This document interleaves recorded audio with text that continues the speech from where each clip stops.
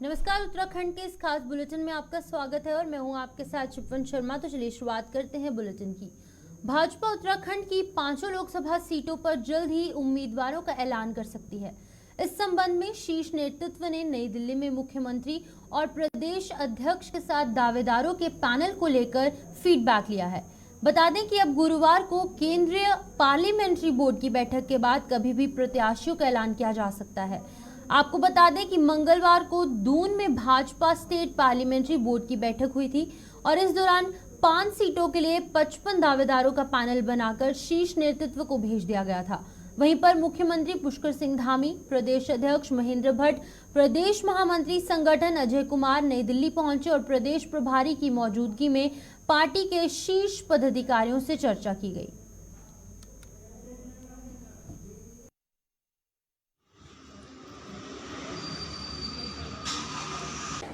हमारी पूरी तैयारी है और बड़ी संख्या में लोगों ने भारतीय जनता पार्टी से चुनाव लड़ने के लिए हमारे प्रदेश अध्यक्ष जी के सामने, पार्लियामेंट्री बोर्ड के सामने अपना आवेदन किया है। और हमारे आदरणीय प्रधानमंत्री मोदी जी के नेतृत्व में जिस प्रकार से पूरे देश के अंदर आज विकास चारों तरफ हुआ है, गरीब कल्याण की योजनाएं चली हैं, गरीबों के लिए योजनाएं बनी हैं, नारी शक्ति का उत्थान हुआ है, नारियों के क्षेत्र में अनेक योजनाएं बनी हैं, अनेक सारे देश के अंदर ऐसे निर्णय लिए गए हैं जो देश की आज़ादी के बाद कभी नहीं हुए।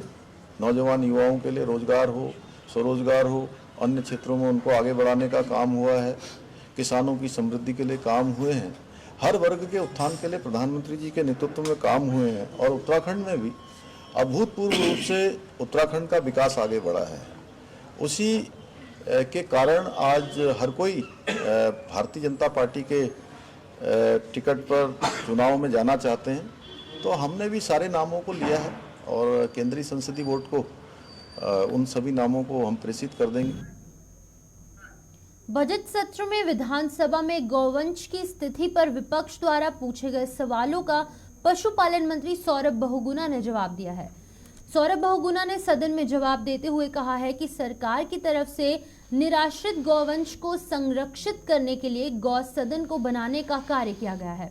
वहीं पर धामी सरकार ने गौवंश के चारे के लिए भी बजट को बढ़ाने का कार्य किया। पशुपालन मंत्री ने कहा कि प्रदेश भर में 27,000 निराश्रित गौवंश सड़कों पर हैं और अभी तक 3,000 निराश्रितों को गौ सदनों में भेजा जा चुका है।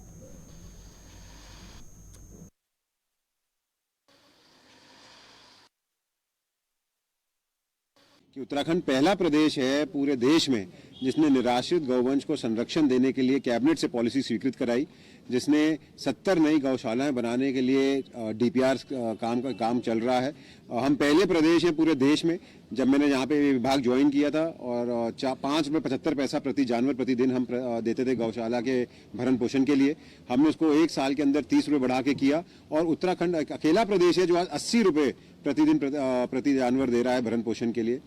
70 गौशालाओं में लगभग हमने 52 गौशालाओं को हमको डीपीआर बन के आ गए हैं। 17 करोड़ रुपए हमने गौशालाओं के निर्माण के लिए ऑलरेडी स्वीकृत कर दिए हैं।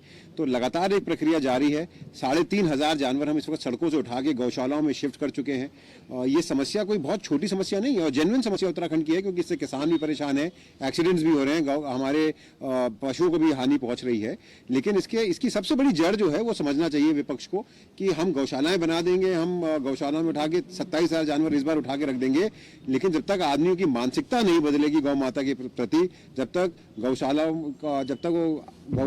गौ माता को सड़कों पे हम लोग छोड़ते रहेंगे, तब तक ये समस्या जीवित रहेगी। हमें अपनी मानसिकता बदलनी पड़ेगी। गौ माता के जब तक हमको फायदा पहुंच रहा है, दूध मिल रहा है, व्यवसाय चल रहा है, तब तक हम उनको पालते हैं। जिस दिन वो दूध देना बंद कर दे रही है या वृद्ध अवस्था में चली जा रही है, हम उनको सड़कों में मरने के लिए छोड़ दे रहे हैं।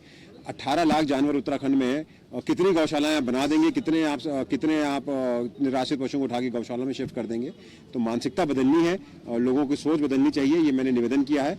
और इस आश्वासन के साथ मैं सदन में बोल के आया हूँ कि 70 गौशालाएं हम नई जल्द से जल्द बनाएंगे और जितने भी निराश्रित पशु सड़कों पे हैं मैक्सिमम को उन गौशालाओं में शिफ्ट। उत्तराखंड सरकार जहां चारधाम यात्रा को सुखद बनाने की तैयारियों में जुटी है, वहीं पर विपक्ष पूर्व में केदारनाथ मंदिर के गर्भगृह में लगे सोने में गड़बड़ी की जांच की रिपोर्ट की मांग करते हुए सरकार पर गंभीर आरोप लगा रही है। दूसरी ओर उत्तराखंड में हेली सेवा को बढ़ावा देने के लिए मुख्यमंत्री पुष्कर सिंह धामी की पहल पर भी पूर्व प्रदेश अध्यक्ष गणेश गोदियाल ने सुझाव दिया है। उन्होंने कहा है कि हेली सेवा को उस सीमा तक चलाना चाहिए जहां तक पर्यावरण को नुकसान ना पहुंचे।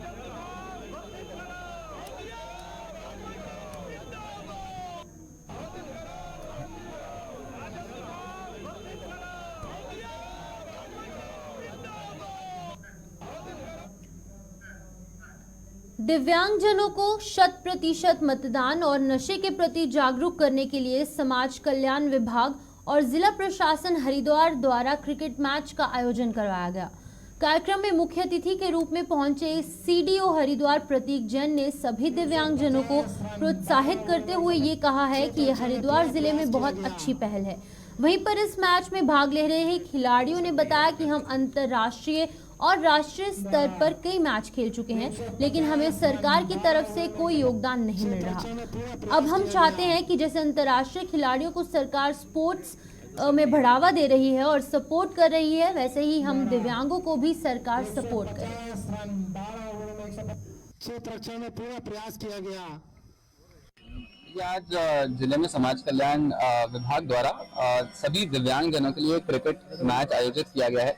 हमारे हरिद्वार जिले में काफी सारे ऐसे दिव्यांग हैं जो खेल खेलते भी हैं और सबको खेलने के लिए मोटिवेट भी करते हैं। कई सारे दिव्यांगजन मेरे पास आए और उन्होंने ये भी बोला कि वो क्रिकेट टीम के भी पार्ट हैं। तो हमने सोचा कि क्योंकि अभी इलेक्शन का टाइम भी चल रहा है तो क्रिकेट के माध्यम से सभी दिव्यांगजनों को इलेक्शन के लिए भी प्रेरित किया जाए। तो आज के मैच का जो प्रमुख उद्देश्य है वो हमारा स्वीप कैंपेन के अंतर्गत हमने मैच किया है, जिसमें सभी दिव्यांगजनों के माध्यम से जो बाकी अन्य दिव्यांगजन भी हैं उनको ये मोटिवेट करने के लिए है कि वो भी आगे आ सकते हैं, खेल सकते हैं और समाज को आगे ले जाने के लिए स्वयं वोट भी कर सकते हैं। तो मैं सभी दिव्यांगजनों से पूरे जिला प्रशासन की तरफ से अपील करना चाहूंगा कि वो अगर अभी तक वोटर के रूप में रजिस्टर्ड नहीं है तो स्वयं अपने को वोटर रजिस्ट्रेशन करवाएं। उनके लिए इलेक्शन कमीशन ऑफ इंडिया द्वारा एक ऐप भी बनाया गया, सक्षम ऐप। दिव्यांगजन सभी सक्षम ऐप डाउनलोड कर सकते हैं, एंड्रॉइड पे भी अवेलेबल है, iOS पे भी अवेलेबल है।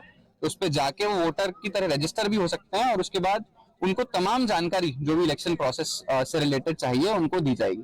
कहाँ देखिए, पूरे जिले के सभी लोग जो खेलते हैं वो हैं या लाभार्थी सभी ब्लॉक से आए हैं, विभिन्न ब्लॉकों से आए हैं सभी लाभार्थी। कुछ एक दिव्यांगजन है जो कि स्टेट टीम का भी पार्ट है, हमारी जो डिसेबल्ड टीम है स्टेट क्रिकेट टीम, उसका भी पार्ट है। तो आप देखिए, ये दर्शाता है कि चाहे कितनी भी मुसीबत हो, चाहे फिजिकली इतना एम्पावर्ड नहीं हो, लेकिन उसके बाद भी सब लोग आके खेल रहे हैं। और ये न केवल दिव्यांगजनों के लिए बल्कि बाकी सब लोगों के लिए भी एक बहुत बड़ा प्रेरणा का स्रोत है। कभी भी जिंदगी में हताश नहीं होना है और जैसा भी भगवान ने आपको जो भी अंग दिए हैं उसको अच्छे से यूज करके उसके बाद भी एक्सरसाइज भी करनी है और समाज का एक इम्पोर्टेंट हिस्सा हमेशा बने रहना है। देखिए, व्हील चेयर सरकार के द्वारा जितने भी दिव्यांगजनों को दी जाती है वो अलग अलग कैंप्स के माध्यम से दी जाती है। इस बार भी हमने 620 समाज कल्याण अधिकारी साहब जैसा बता रहे हैं, 620 हमने व्हील चेयर बांटी है।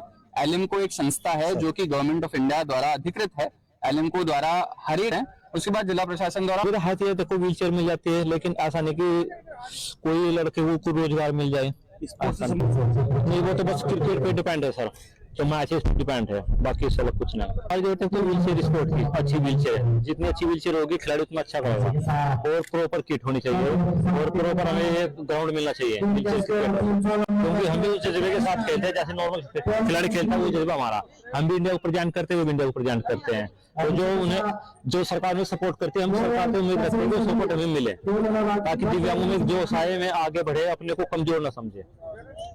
अभी सरकार के द्वारा कोई सैलरी नहीं है सर, तो हम सरकार से उम्मीद करते हैं कि सरकार हमारे व्हील चेयर क्रिकेट को सपोर्ट करे, सभी दिव्यांगों को आगे बढ़ाए। जहाँ सरकार कहते हैं कि हम दिव्यांगों को सपोर्ट करते हैं, लेकिन वो ग्राउंड पे मतलब दिखाई नहीं देता सपोर्ट। जी देखो, सपोर्ट कर दिया, कुछ चीजें ऐसी होती है जो दिव्यांगों को पता होता है, जैसे कि उनकी रोजगार। अब कहीं भी जाओ तो खिलाड़ी को रोजगार नहीं मिलेगा, तो ये सबसे बड़ी समस्या है ना। अब खिलाड़ी खेलता है, अपना पूरी मेहनत करता है, पूरा दिन दोपहर में खेलता है, तो कम से कम उसको ये तो लगना चाहिए कि आप जिस खेल कर रहे हो कुछ ना कुछ आपको बेनिफिट मिले। ये सारा कुछ खिलाड़ी ऐसे है जो अपनी मतलब मार्केट में है, कोई कृषि में है, थोड़ा उससे अपना चलाता है, वो आने जाने में सब अपना उससे ही करता है। बेटा इधर आ बेटा। दोनों टीमें उत्तराखंड से बनाई गई हैं। ये जो मतदान दिवस है उसमें दिव्यांगों को जागरूक करने के लिए कि सभी को मतदान करना चाहिए। बाहर से भी अच्छे खिलाड़ी आए हैं। मध्य प्रदेश से 2 खिलाड़ी हैं, दिल्ली से 1 खिलाड़ी हैं। टीम के अंदर 3 अंतर्राष्ट्रीय खिलाड़ी हैं जो अब तक अंतर्राष्ट्रीय क्रिकेट खेल चुके हैं। एक जो सबसे महत्वपूर्ण प्लेयर है वो है आफ्ताब अंसारी, फिर है हमारे कप्तान रवि सरवालिया और फिर है परवीन सर जो उधर बैठे हुए हैं। ये 3 महत्वपूर्ण खिलाड़ी जो अंतर्राष्ट्रीय मैच खेल चुके हैं। देखिए सर, पहली बात तो मैं कहना चाहूंगा, अब तक उत्तराखंड के अंदर ये इतना व्हीलचेयर क्रिकेट हाईलाइट नहीं है जैसे पंजाब हरियाणा के अंदर। सरकार बहुत सपोर्ट करती है। अभी हमें उम्मीद है कि मैच के बाद ये हाईलाइट होगा उत्तराखंड में। उत्तराखंड सरकार से काफी उम्मीद है कि वो हमें हेल्प करेगी। अभी क्या है, बीसीसीआई के अंडर हमारा क्रिकेट व्हीलचेयर आ चुका है। अमित शाह है जो उन्होंने इसमें बहुत सपोर्ट किया है। हरियाणा, पंजाब और इतने बड़े बड़े स्टेट हैं, इनमें राज्य सरकार से बहुत हेल्प है। उत्तराखंड सरकार से अभी हमें उम्मीद है कि इस मैच के बाद हाईलाइट होगा तो उत्तराखंड सरकार हमें थोड़ा हेल्प करेगी। अभी समाज कल्याण अधिकारी और समाज कल्याण के आदमी हमें सपोर्ट कर रहे हैं, मैच करा रहे हैं। उत्तराखंड सरकार से भी हम यही उम्मीद करते हैं कि वो थोड़ा हमारी ओर ध्यान दे और उत्तराखंड के विकास, उत्तराखंड व्हीलचेयर क्रिकेट के विकास में अपना महत्वपूर्ण योगदान दे। देखिए सर, ये फिलहाल जो व्हीलचेयर क्रिकेट है ये अभी सेकंड क्वालिटी की है। फर्स्ट क्वालिटी की आती है जिस तरीके वो वाली व्हीलचेयर है ना, मोशन नाम से व्हीलचेयर होती है, वो सबसे बेस्ट है। हमारी जो उत्तराखंड टीम है इसके पास इतनी बढ़िया व्हीलचेयर तो है नहीं, लेकिन फिलहाल ये इस तरीके की व्हीलचेयर हमें स्पॉन्सर हुई देहरादून से, वहां से। तो ये व्हीलचेयर भी हमें अभी मिली है, लगभग 2-2.5 महीने हुए हैं। और इन व्हीलचेयर मिलने के बाद भी हमारा जो खेल है उसमें बहुत सुधार आया है सर। देखिए सर, फिलहाल तो ज्यादातर खिलाड़ी सभी हैंडीकैप है, पेंशन वगैरह आती है। कुछ अपना खुद का छोटा मोटा धंधा है, तो जैसे किसी की परचून वगैरह की दुकान है, थोड़ा चल जाता है। हम सरकार से यही अनुरोध करते हैं कि हमारी टीम को फाइनेंशियल और हर तरीके से सहायता की जाए। जितना भी हमारा व्हील चेयर और किट वगैरह है इसमें भी हमारा। मैं भारत के माननीय प्रधानमंत्री श्रीमान नरेंद्र मोदी जी का, पेयजल मंत्री जी का, अपने मुख्यमंत्री जी का बहुत आभारी हूं कि उन्होंने हमारी बात को, हमारी जनता की बात को जो मैंने उठाई थी, एक एक बिंदुवार उसको आगे तक लिया। पहले तो कि यथाशीघ्र जमरानी बांध की शुरुआत कर दें। शिलान्यास हो भी सकता है, लेकिन आचार संहिता से पहले हो या बाद में हो, हमको तो काम करने से मतलब है। जिसकी लोग तरह तरह की शंकाएं पैदा करते थे, जनता में अफवाह फैलाते थे, कभी नहीं बन सकता जमरानी कहते थे।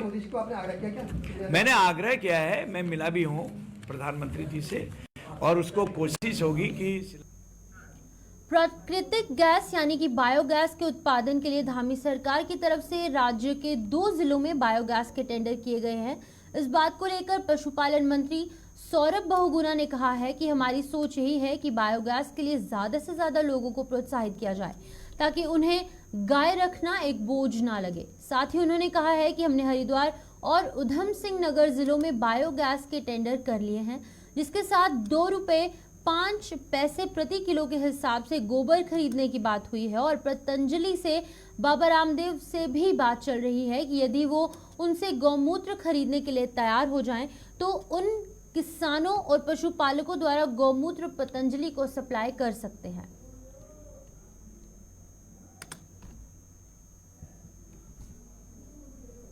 हमारी पॉलिसी बन भी चुकी है। 2 जिलों में हम बायोगैस प्लांट के टेंडर कर चुके हैं। हमारी सोच यही है, जैसे आपने बोला, कि मैक्सिमम इंसेंटिवाइज कर सके ताकि लोगों को गाय रखना एक बोझ ना लगे और उससे उनको कहीं ना कहीं फायदे का प्रपोजल दिखे। तो हमने